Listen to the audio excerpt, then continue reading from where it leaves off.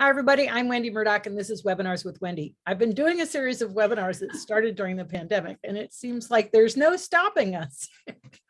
I will be taking a break in end of September into October because I am taking my groups on safari to Kenya, and I will not be doing webinars from there. But for now, we'll be keeping going during August and maybe in the beginning of September, and then we'll take a break till after I get back. Today, my guest is Robyn Hood, one of my favorite people whom I haven't talked to in quite a while.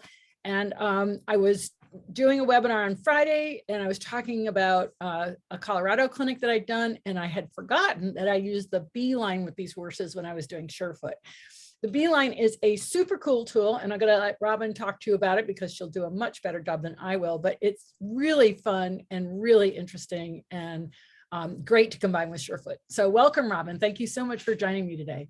Thanks, Wendy. It's really nice to see you. Yes, I miss our fun adventures together. Yeah, well, if we can finally get this thing under control, we can plan something. Yeah, exactly. We can come back up and do Bob again. I would love. Oh yeah. Bob could use a little bit of a refresher, but yes, that would be great. He's doing all right. So I'm not sure, I can't really see who's on here. I know Janella is. So there's a few people on here who probably know what the BeeLine is. So in the work that we do with animals, we do a lot of cross species things, as you're now doing with the Surefoot and the Surepaws. And so this kind of tool, one of our aims is to give beings novel experiences, because that's how we can really influence their habits and so on. And so what I'm going to maybe show you a video of what the BeeLine looks like. And I think I've got one that's open here. Let me just check this, there's all this fun of getting this up. So the first horse I'm going to show you, and then I'll kind of discuss a little bit about what it is, was actually a Frisian mare. And I wish I had had a video of this horse before BeeLine, because she literally she was so high-headed and so quick, so rushy, that the one person leading her was almost had her feet off the ground, like being kind of carried around by her, because her head was almost behind her withers. And you know how Frisians can get that really kind of sucked back. And so people thought I was mad when I had this idea that I was going to put this. So where were you? So this was in the UK. Okay. And so what I did with this horse is normally the BeeLine simply is a rope that runs freely underneath the ring halter from side to side. So the horse has the choice of really where they can go. So you virtually have very little control, but you have to have influence. So because we had no idea how this horse would respond, I have a soft lead attached to the side of the halter, and it's just hanging there, but it was kind of an emergency. Now, people were shocked because this horse, you could never get in front of this horse. And the BeeLine is a form of what we call the homing pigeon, meaning that there's a person on either side of the horse.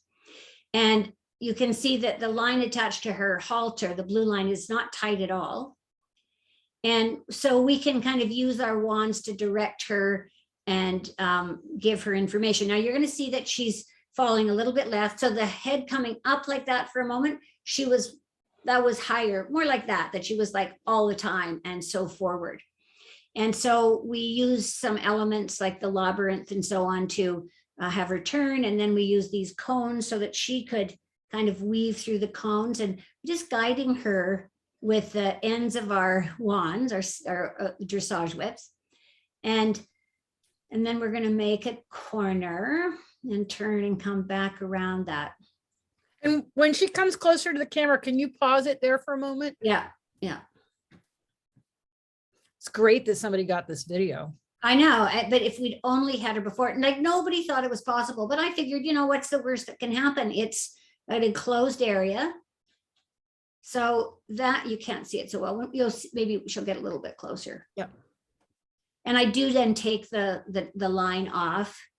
So, but that's a really good idea that I hadn't seen you do, is as a little bit of a safety. Yeah. Just to have a lead attached to the halter and on the side ring, so that if you do need help, you have a backup plan. Yeah. I can think of a couple horses where I might have wanted a backup plan. Yeah, and especially, and you could use any kind of Pause it right there. I think that's a good spot. Yeah, because we can see exactly how the rope is running. So the red rope is the BeeLine. That's right, and it's going underneath the chin, and so the handler holds this in, holds the line in two hands, and I've just got I think I take the line off in just a minute. You want to make sure that second line is a really sort of light line, but especially if you're not in an enclosed area or there's other horses. So I figured that, just if something did happen. Right. And is that what you call a llama lead that you used? Or a soft lead. Yeah. The Zephyr lead. And so I just have that around the side of the head collar, and coming back to my hand. But it was so beautiful with this horse, because it was like she had a chance to just be. And in the past, the first couple of days that we worked with her, she just couldn't, she was so out of balance that she couldn't slow down. And it's not about her behavior. It was about what she could or couldn't do in balance. Now, this was quite a while ago, we didn't have any surefoot. This would have been a great horse to put on the surefoot pads. And I actually really like putting them on the pads in the BeeLine. Yeah, that was what we did with you and Linda. So talk for a minute about the homing pigeon, because for somebody that's just tuning in and hasn't heard about that before, just explain that a little. Yeah, so it's really when there's a handler on either side of the horse, kind of like the wings of the bird. And we generally do it with two fixed lines. That's where we started with it. But you see how she can like freely turn her head from side to side? And that's the limitation when you have leads attached.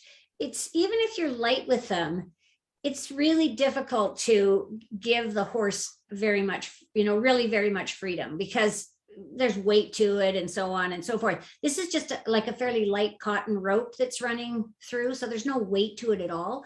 And the other thing that's interesting is horses can turn so much easier around the labyrinth, going around the corners of the labyrinth with the BeeLine. And horses that really struggled either with one or two people in a fixed line can do it really easily. And the labyrinth and is I'm the sure pole arrangement, right? The pole orientation. So this is an open labyrinth where there's basically just like 4 poles parallel to each other, and then a pole on either end that gives you a little bit of an idea of where to go. So that was, sorry. I was just going to say, it's so interesting because before she was really close to you, and in that last moment, she went close to the other handler. Yeah. Really good observation, because one of the things we learned from the BeeLine, and I'm gonna pull up another video, just a second. I'm going to stop this and stop the share. Is most horses are heavy on their left front and they fall left. And of course, lots of horses get told that they're, people say, well, your horse is disrespectful and blah, blah, blah, if they do that. And what we find is they're led from the left, they're cellularly in a way, like on that left side from so much exposure with that. And they're so heavy on that left front. And so it's kind of, it's what happens. And when you allow them to find their own balance, what they do is they start being able to go to the center. Like sometimes they're so far left. I've had horses go like on the other side of me so that they were getting that like as far over as they could get, because they felt really, it felt so weird to them. It was such a non-habitual experience. This is actually a horse, which one is this? It's all telling me, let me just see what this one is. Oh no, that's not what I want, sorry. Is Blyther, the Icelandic. Oh yeah. That I have, that as it turns out, there may be a genetic line with these horses that have, I don't know where you went, just a second, that have basically kissing spine. And that is one of the reasons that they're so, that life is so difficult for them. It's interesting. Let me see what this one is. It's not what I want. Why are you doing this? It's not what I want. Hang on just a second. Oh, you know how much fun this is trying to figure out where you So while are. Robyn's trying to do that, if you have experience with the BeeLine, just pop it in the chat. Let us know how many of you have actually used the BeeLine or seen the BeeLine. Just pop that in the chat. I just have to go back here, unfortunately. Here we go. Okay, So open here. nobody has used the BeeLine that's watching right now. What the heck? Okay, Patty Fair, Icelandic genetic tendency for what? Yeah, didn't catch that. I didn't either.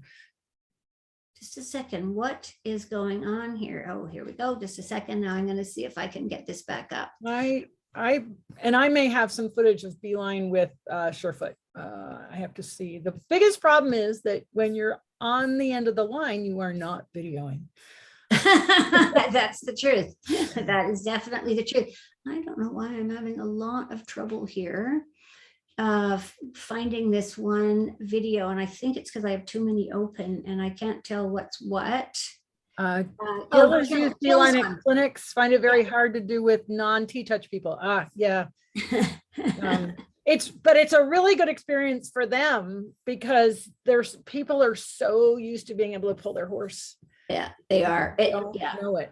Yeah, it's so true. I just don't know what the heck is going on here. This one I still have. I don't want you, but I want, do I have this over here? I do have it here. Just a second. Okay. It's right there. And I'll see if you know how sometimes it's, at least on my, it's hard to find where things are when I go to share the screen. Because they all say, let's try that. Maybe it's this. There we are. Got it? Yeah. Can you see that? Yep. Okay.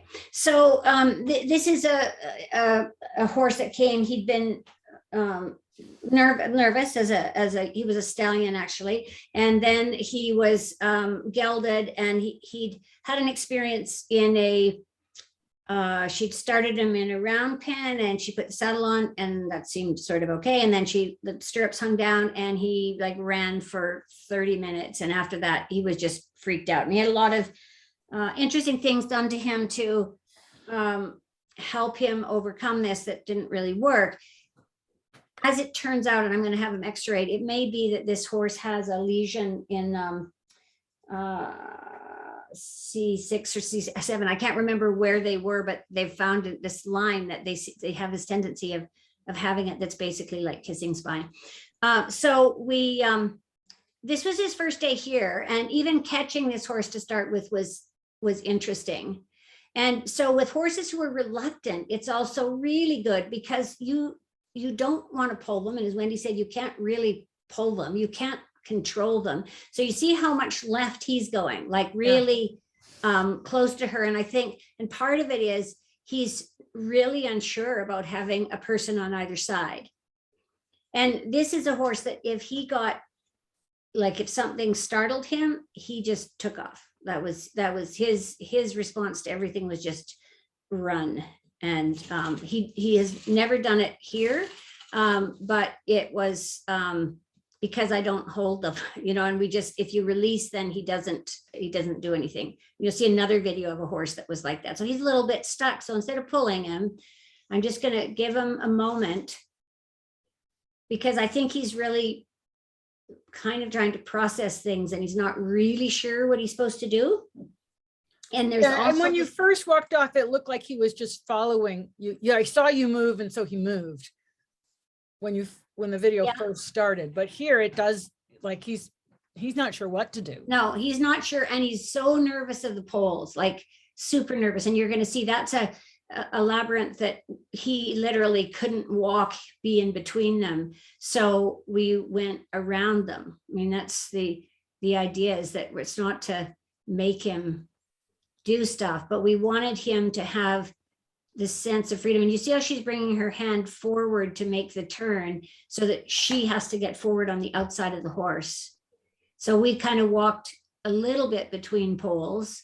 We're going to see if he can go over them. This is actually, at one point we put a head wrap on him, and as soon as we did, he could lower his head. Yeah, but look at how he crowded her to get over that pole. Really exactly. nervous. And my question often with this horse is whether how he sees things from the right. And I think, and this may again be because of the sort of problem in his neck. I don't think he sees well, and he couldn't, to start with, turn his head. So what we're doing here is opening up the pole on the, actually all the poles. But what I want to do is, we're making it into an open labyrinth rather than a closed labyrinth. And so the open labyrinth allows you to have so much choice about where you go rather than having it kind of fixed. But it's like so interesting, like the tendency for people is to just pull on a horse like that that's not coming, you know, and or really, you know, do something. And there's exercises that we might do to ask them to come forward. I have another horse I'll show you that's slow and not nervous that we can use like a little signal, but this horse, there's not a chance. Now, one of the things that you haven't pointed out yet is the need for communication between the two people on the BeeLine. Yes, totally. And it's one of the great things about the homing pigeon period, but really, really, really important in the with the BeeLine. And we actually have some people with doing equine-assisted learning, and they use this because it teaches the humans to communicate with each other. And then the horse just becomes like part of a triangle and not the focus. And it's a really wonderful, wonderful exercise to do. I tried the BeeLine once with your horse, with your Icelandic, you know. Yeah, and you know, it was interesting because when you've done it, and I just, you know, made it up as I went along. And the thing is, I'm not afraid if something doesn't go well. I just kind of go, oh, well, let's kind of do something else. And I love that as kind of part of my own personal learning. But I'm going to show you a horse that. So that Frisian in the UK was the first horse that you did BeeLine with?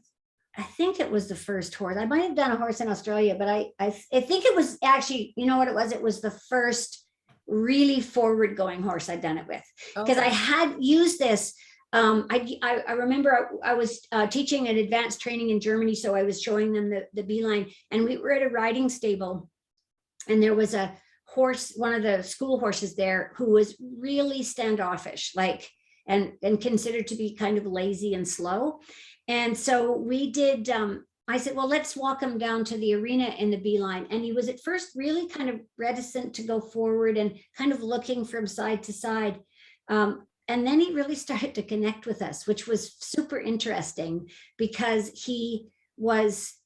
I think he was just so shut down, and he'd been just pulled along so much because he was slow, and we didn't do that. And I think he was a little bit surprised with it. So how did you come up with the name? Well, we used to call it the clothesline, and and there was a good reason for that, because it started, we were at a dog training at a shelter in Ontario, and there was a puppy, like a 12-week-old German Shepherd puppy that had been in the shelter and was starting to leash grab when you clip the lead on her collar to take her out for a walk. It's so we were in the students were working with this dog, and they put a little harness on her, and then they took a piece of clothesline, because they had a little clothesline rope in their kit bag, and they ran it through the back ring on the harness, and they started like simply following her, like where she wanted to go, which changes her experience of being on the lead. And I looked at that and I thought, oh, that's really very nice, but you know, what's that going to do? Like, that's, you know, just go ahead. And then I noticed that this dog, they started to have a little bit more influence. And I have a couple of videos I'll show you after with dogs, so you see kind of where it came from. And but the interesting thing was, the next day we went back there, and the shelter staff reported that she was very different when they put the lead on, even on her collar. She didn't grab at the lead. She walked better on the leash, so on. So that was sort of the first thing. And so it was a clothesline. So we called it the clothesline in North America and the washing line in the UK, because that's what they call their clotheslines. And so, and then we thought, well, you know, clothesline is kind of funny. So BeeLine, you know, bees can move in all directions, right? So it's this idea that, you know, that gives the horse or the dog an opportunity to explore their own balance and make choices. So it's like the space between being on a lead and off a lead. Yeah, And call it the balance line. they're not offered that very often. So let's see if this is the one I want. It is. Okay. So this next one is let's try this game. Is an older horse, and she tends to be quite slow. I think she's a little arthritic, quite slow on the lead. And so what I did with her is I used a little one of our exercises we call the dingo, which we just stroke the back and then just add, just sort of do a little bit of a signal forward, not hard, just to encourage them. So I wanted to encourage her to be forward. Now I would have never done that with Blithar because he was so nervous about everything around the back of him. But this also teaches a human a lot about patience, because it's really, we as humans, we're not particularly patient, and we often don't give horses time to process. And so we can also see, as you're doing the labyrinth with this, we can see how difficult a turn is from one side versus the other. Now, here's something that's important that I've learned a lot as I go along. So the person on the inside of this turn, their tendency, what they want to do is actually pull a little bit, right? Because that's what you do to help the turn. The person on the inside actually has to think give. It's very much like this concept of the outside rein. So you want that outside rein to come forward, but you don't want the inside part of that turn to be a pull, because it just doesn't work. And even though it's not tight, it's really different when the person on the outside can just really step forward and create an arc for the horse to make that turn in the opposite direction. Well, you're the one, if you're on the outside, you're the one getting pulled on if the inside person pulls. Exactly. And so what does it do? It sends the horse over to you rather than actually creating a space for the horse to turn. Yeah. So it was pretty fascinating in terms of just in terms of learning this. And I love learning, so I love to just see. It's just like with you and with the Surefoot, like you just explore, right, to see, kind of to see what works. Now, this next horse is very interesting.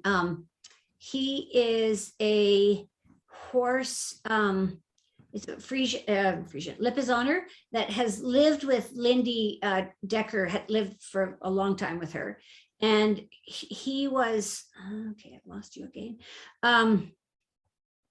He'd had a variety. He'd actually had clicker training done with him before she got him, but the clicker was poisoned by using negative reinforcement with the clicker. Now, and so explain how that works. Well, so pressure was applied to him. And then when he moved, when he released the pressure, when he gave to it, then they used the clicker. And what that actually reinforced to him was that the pressure was bad. So rather than reinforcing what he did well, it was when it was done from a negative perspective. And the clicker would make him, the sound of the clicker would send him into like a frenzy. And we thought it would have been a great opportunity with him. So he was really nervous about anybody on the right side of him. And in this video, I think he's like 26. So basically, Lindy just had him so that like at this point, it was like, live out his life. She could do stuff with him. Her groom could do things with him. And he was, it was just like, let's just kind of see how it goes. So we did this because he's so nervous. And what would actually happen to him, Lindy said, we can't take him out into our big arena. She doesn't have a fence. It's a large dressage arena, because if you ask this horse to stop and then go again, he'll be gone. And if anybody applies any pressure to this horse, he just takes off, and he's pretty strong. So what we did is we started in there in the little courtyard in front of the stable. And I have like a little swivel or a little clip attached to the bottom of this, which just makes the line travel easier, like move more easily when the halter ring isn't a straight line, if that makes sense, when it's, you know, how when they're built into the Right. harness. So So you want to ring where it's perpendicular to the horse's head so it can slide. if you really can, like with most horses, it doesn't matter, but ideally, and so I just add I have a little swivel clip that I do, and it makes it actually easy to get on and off. So I had to first of all start by using a sliding line and just seeing, could I kind of give him something, because it was difficult for him to take treats from someone he didn't know. And you can see this really upright, just tight posture, and his back is so dropped.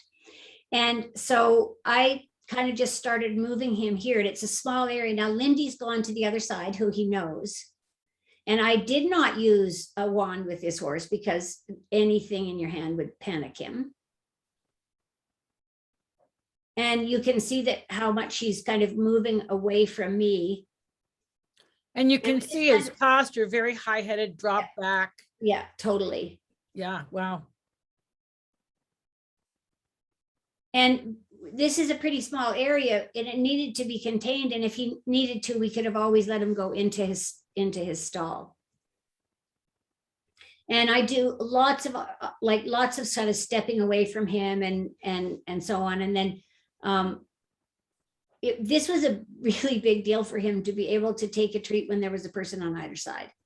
So if I give him something, I then step away from him. And I started out by being quartered to him with my shoulder, not actually coming into him front ways, like sort of with my body to the front. And the other thing that was making him really nervous here was, we had to remove the video camera, was the video camera was behind him. Yeah, you could see him startle there. Yeah, exactly. Like anything would get this horse to startle. And you can see how, you know, he's quite reluctant, but we just, you know what,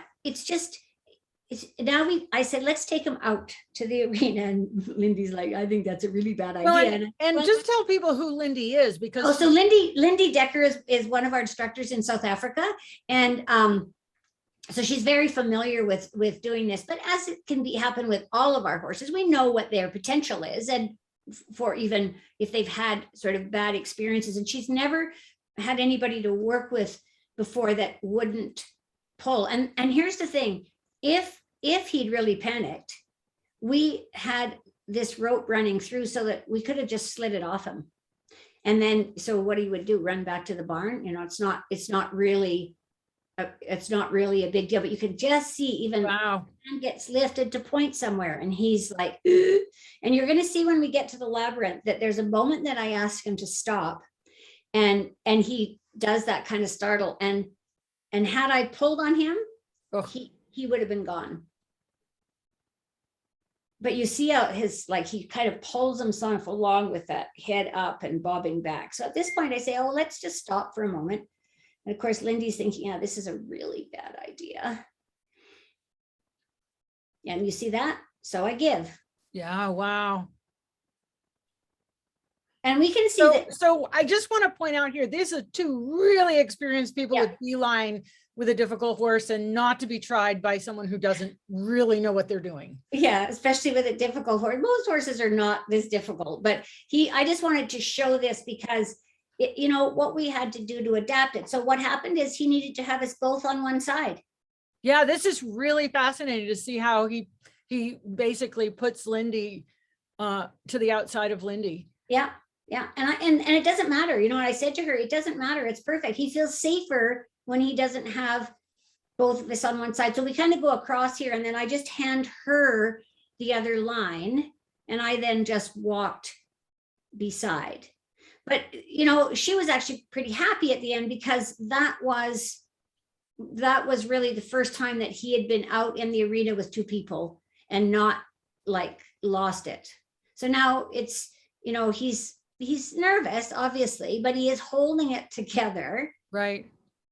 And then I just give her both lines. But the beauty of this sliding line, and I use this if I have a horse that's really difficult, I don't want to have a line fixed to them if I'm in an enclosed area. I don't want them ending up with a line dragging around them.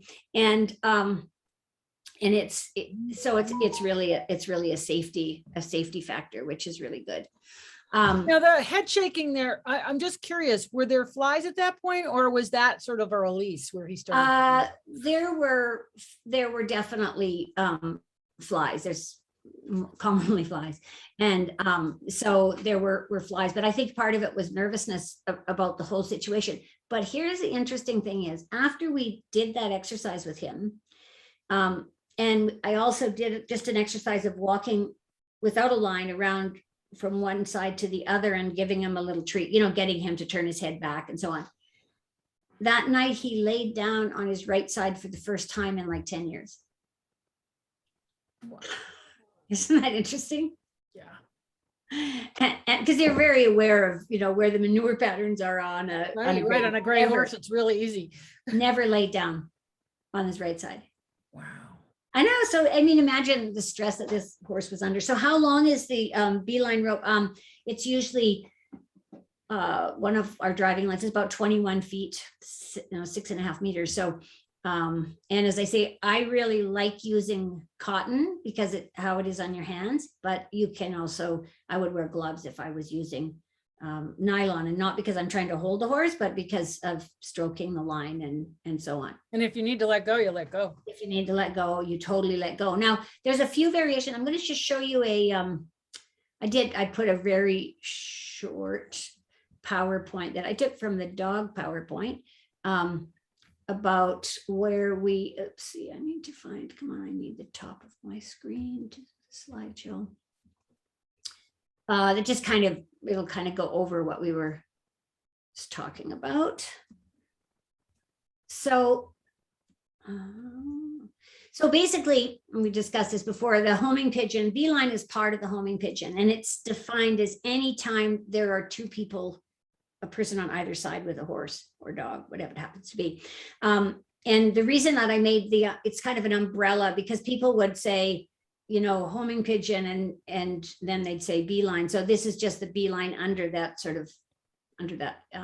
umbrella. And I find that I rarely now actually use two fixed lines on a horse when I'm doing homing pigeon. I usually have one a sliding line and one a fixed line, because I want to be able to, if you need to, give the horse more space or get out of there, you know, not have something that's affixed to the horse. Because I do this with some horses that have big challenges, and this just makes it safer and easier. So it's also amazing for young horses. We used to do our starting young horse clinics at the Bitterroot Ranch every year. And when I started using, their horses are really just not handled. They're not afraid of people, but they just don't really know very much. And it was fascinating starting these horses leading with the BeeLine rather than with the lead line. It was, they came forward more easily. They were more flexible. They were more comfortable. It was really interesting. And it teaches the humans to communicate. So, and that's probably the hardest part, because I mean, when you're working with a person, you're working with a horse by yourself, you don't actually have to even think about what you're going to do, really. You just have to do it, and the horse has to kind of figure it out. But you have to tell the other person, I'm going to turn here, or I'm going to stop now, and what it is. So it's brilliant for that. It's the space between being on a lead and at liberty. And I've met many, and the same with a dog, on a leash or off a leash. I meet many that are better one way or the other. This helps to bring it together. Really allows you to see the imbalance in your horse, because as I said, and you saw, they tend to go left, and then it helps them to be able to find that balance, like we saw with the Frisian, where she actually started to go back to the middle. It's a great way to coach someone, because you're on that other side and you can help them. It helps to slow rushy horses, which would just be the opposite that you would think. I did this in Holland, and I wish they didn't video it because they were so sure it wasn't going to work. But I like it when you video things that don't work, because that's how you learn, right? Yes, yeah. So this was an Andalusian stallion, and he had never been away from home, and it was in the spring, and so all these mares were in heat around the facility screaming at him, and he never could do a flat walk. And it was so interesting when I decided to do that with him, because he could lower his head, he could actually stop and stand still, and we could have him stop and stand on the surefoot, and the surefoot pads help that horse so much. Wow. But he couldn't stand long enough to put his foot on a pad before. So that was really interesting. So it's a single rope that runs through the ring on the halter, or show you what I use. Okay, so, or I use these, Maybe unshare your screen so we can see that. Oh yeah, I'll show it when I Okay. undo this. So I'll show you and how I run it on. So I just clip that to the underneath side of the halter, so the rope slides through the ring, which I will show you. And in that case, I tie knots in the end of each rope to keep it from sliding through. I say harness, I forgot to change this one, if somebody had to let go. So if I was in a situation, even with a horse, that it wasn't safe for them to be totally loose, and I didn't have a second line on, what it would mean is that it would catch, the knot would catch on the swivel clip because it's not so big. So I'm going to show you, this isn't one I was going to show you with. I just didn't take that slide out. So the rope is held in two hands with the knot in your outside hand, or the end of the rope in your outside hand. You want your palm up, and so many people hold the lead like a rein. It doesn't allow you to be able to stroke the line or slide up and down it very smoothly. And what you want to be able to do is, if you get behind the horse, you can stroke the line and come up. You know how a water skier comes up on the side of a boat? So that you can kind of come out. You've still got a little tension. You come out on the side, which allows you to get forward. And you can stop by like doing a little stretch with the rope. Most of the time, if you just do a quarter turn with your body, the horses will stop. Turning with the BeeLine, the handler on the outside wants to step forward and bring that hand forward to make an arc around the front of a horse's nose. It's a bit like how an airplane would turn. So, you get that. And so the person on the inside may step back just a little bit to get that. And I use the wand to create a little bit of space, not hitting the horse, just create that space, but you have to be forward. And that's also tricky for people. So this is, let me see which video this is. Can I just mention that palm up position is so important. Yeah.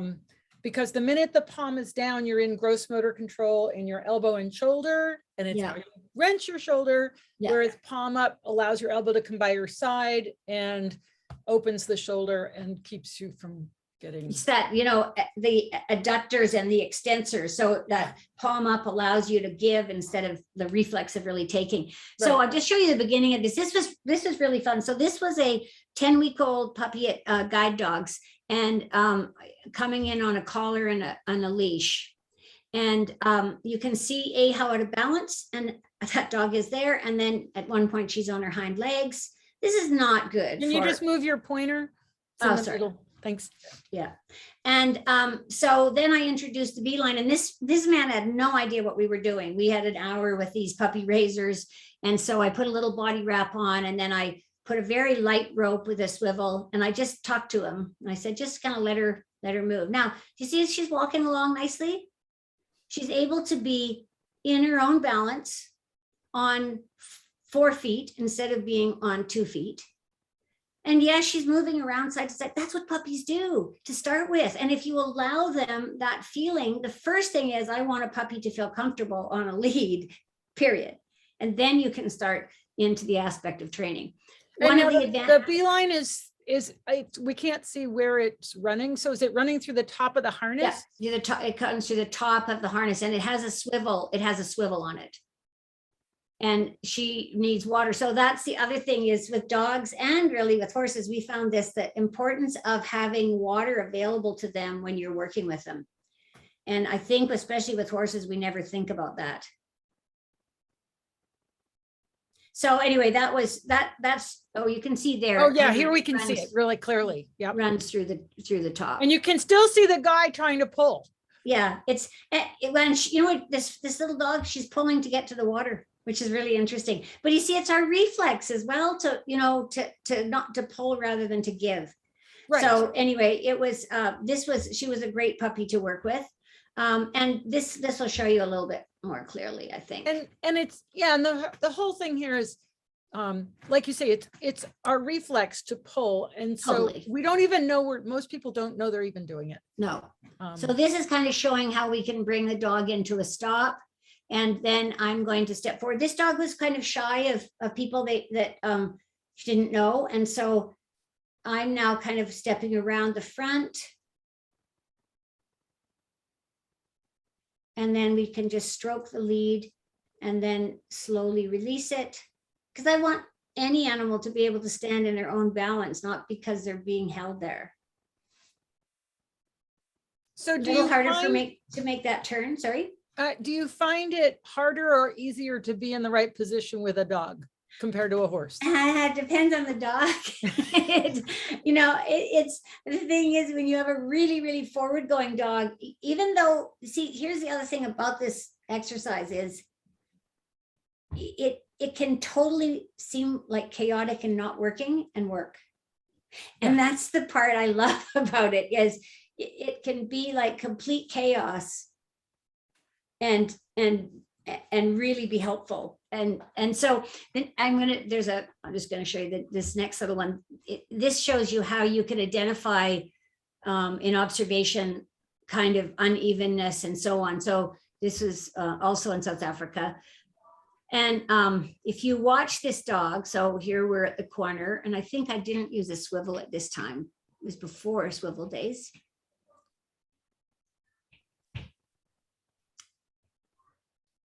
So it's easier to turn a dog in some ways because you can take your hand slightly over the back, whereas you can't with a horse. It's just really different. So if you watch this dog when it stops and the left hind, and this was the best stop he made. You're going to see it. Yeah. Do you see what he just did with the left hind? No, it's a little bit dark. Oh, we're zooming in. Yeah. He doesn't put any weight on his left hind, or it takes most of the weight off of his left hind.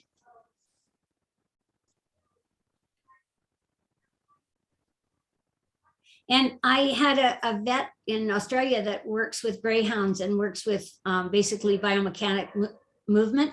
Mm-hmm. And she said that she felt this was the best way to identify movement because there was freedom, but still some kind of containment. Oh, interesting. Oh yeah, there you can see he's not standing on that left hind. Yeah. I think he had a car accident, but she hadn't really even, like, it was her parents' dog, but she hadn't really recognized it. And he's very takes a lot of weight on that other leg. You can just see right there. He's just on the toe of his left hind when he stops. And it's so interesting because in order to see things, you need a certain amount of focusing, right? Yeah. Like the Surefoot pads are great at focusing, and the BeeLine is the same way to focus you in to really see what's happening. Yeah, absolutely. So anyway, that was just, sometimes it helps people to see where this kind of came from. And I didn't actually think I could do it with horses to start with because we didn't, like where we had to be versus a dog.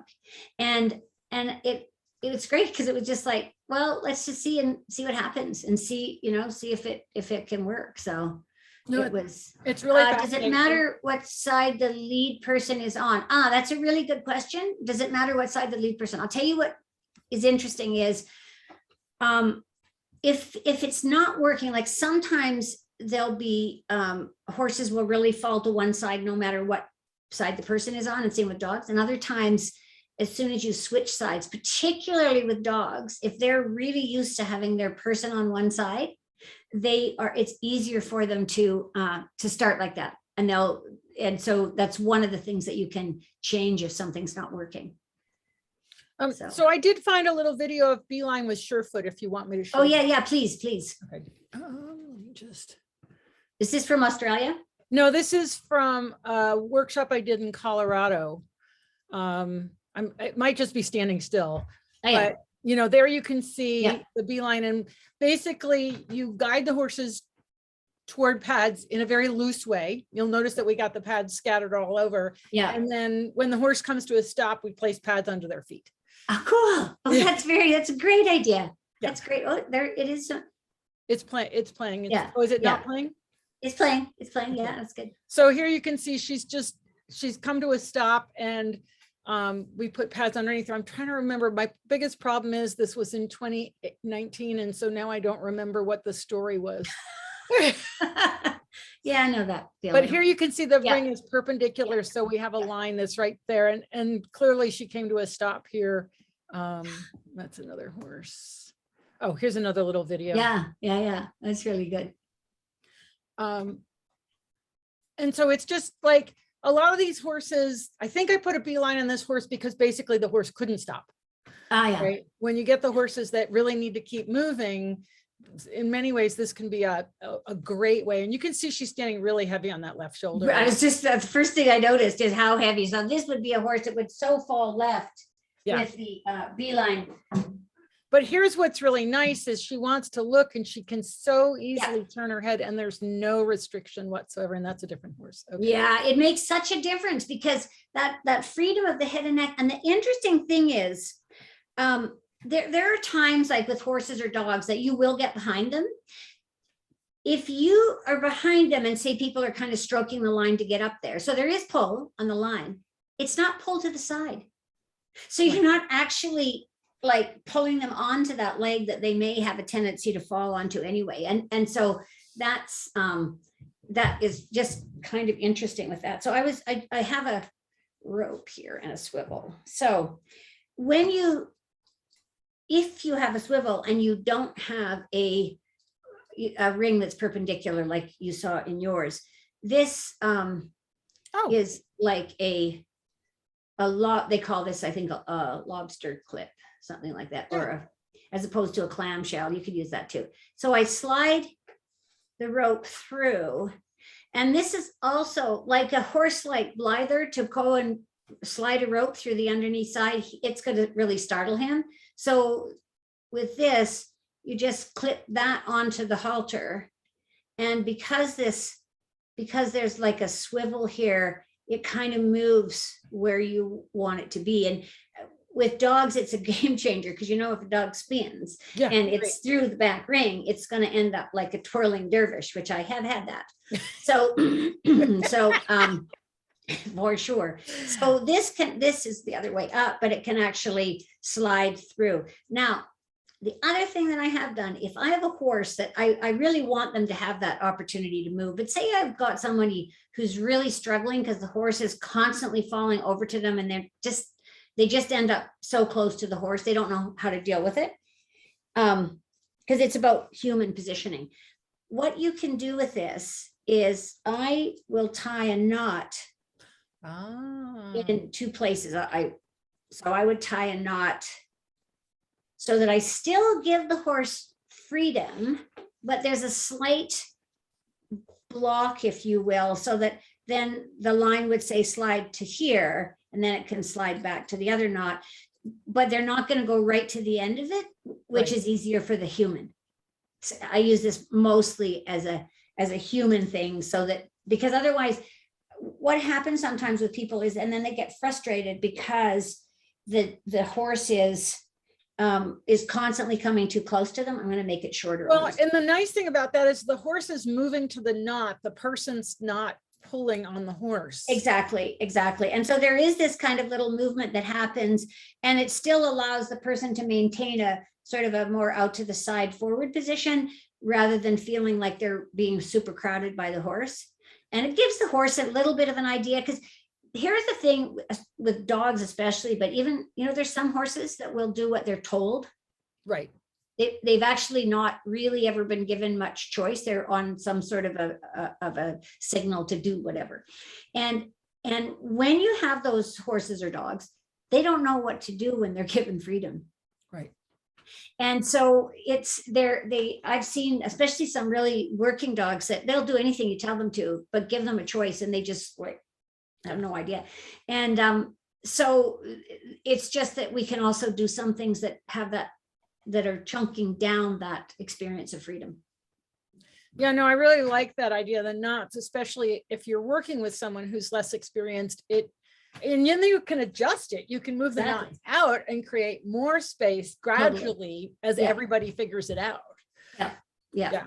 totally. So it's just another little, it's kind of like the more you do something, you know what that's like, the more you come up with variations of what to do. And I also use I use this as then a sliding line sometimes on the side of the halter, because it's really different. We stroke the line quite often. It's totally different if you have a hand in either side and you are doing a slight rotation, so that this line is like sliding from just a little bit from side to side. It really softens it. So if you have a horse that's like super stuck, this really, really little slide just sends like this little tiny vibration. And this is for not for BeeLine, but for doing homing pigeon with a sliding line. Right. So Interesting. and it stops people from pulling, because that, it is just our reflex to pull. And so it gives you something else to do that's super effective, and keeps you softer in your body and coming out of your feet instead of Right. going out of your arms. So Right. so that's the BeeLine, and it's it's good fun. And I think for humans, giving them something to do that's non-habitual and a little bit out of their comfort zone, and then helping them is useful. Oh yeah, for sure. And but it's such an interesting thing to be, how should I put this, near a horse, but not being able to completely regulate the horse. Yeah. Right. Yeah. And I think the knots are really good for your space invader horses, your horses that don't have clear boundaries. Yeah. That just kind of want to, because then you can give them space, they can go, but there's for a lot of people, when the horses want to lean that shoulder in. Yeah. Well, and I look at that like they're just out of balance, and you can see it so clearly in the BeeLine. But this just helps people not feel like sort of so threatened by it. And you can see it on the surefoot. You see this heavy lean. Well, of course they're going to go left. And then you have the lead line attached with a person and any weight or even no weight, and they're going to follow that pattern that they have. Yeah, I'm thinking of a horse right now that if I'd had a BeeLine, that would have been maybe I'll see him again, because there was a horse that I saw it and was like, it's been a while since I've done the BeeLine. Because I haven't really been doing clinics or anything. So it's always fun. That was the thing, as I was looking back through these pictures on Friday with someone who had been at that clinic, and I saw the photo of the BeeLine, was like, of course. Yeah. Pandemic memory loss, I think it's. Yeah, exactly. No, after doing 200 plus webinars, and then it sort of takes time has a different realm in a way. It is different. Yeah, I've been focusing on other things, but this it's fascinating. And I remember the first time I saw it. I am going to tell a little story. When I came up to your place, and Edie Jane and I were with one Icelandic, and you and Linda were with the other, and it was an interesting experience of watching communication. Well, see, at that time too, Linda had never done the BeeLine. I talked about it and she'd seen it, but she'd actually never done it herself. And so, we took, actually at one point we took two horses, and it might have been afterwards, but she wanted to see what I would do with a horse that was really not forward and a horse that was super forward. Because, again, when you're experienced, you can adjust that pretty easily, and not being hard or anything. But when you don't have that same tool of communication, and you have, like with a line, you have to be more clever in how you use your body and the wands and so on. And that was one of the things in the beginning, watching it, she really loved, is that people had to be really precise with the signal that they were giving in front of the horse, and not waving it around, and really mindful about what they were doing. Yeah.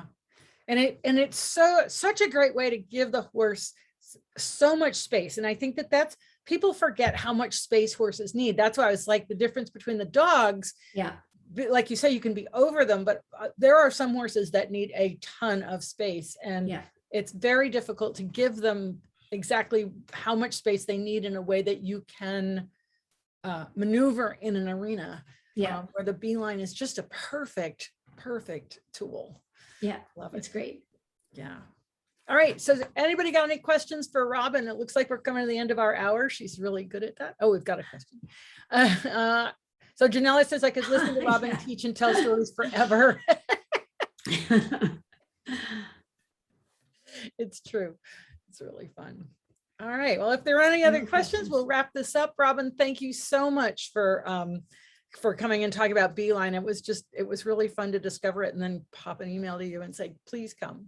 So Yeah, thank you. My pleasure. It's always fun to be here, Wendy. and just tell people about the online courses that you have in case they're interested in learning more. Yeah. So we have a platform called, I'll just type it in here, learn.ttouch.ca.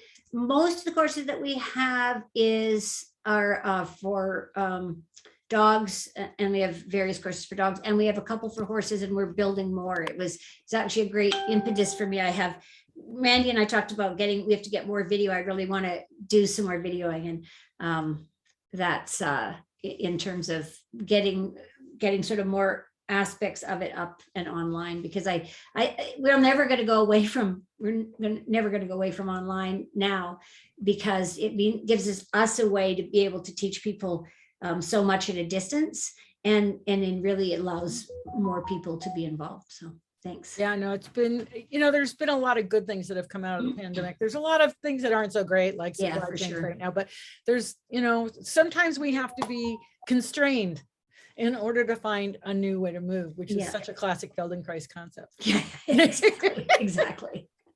Yeah, beautiful. Cool. All right. Well, thank you so much, Wendy. It's great to see you, and Yeah. we'll see everybody on Wednesday. Joyce Harmon's going to join me to talk about Western saddle fit, so be sure you tune in. It's at 7:30 Wednesday night Eastern Cool. time. Okay. Yeah. Thank you. All right. Take care. Bye. Bye.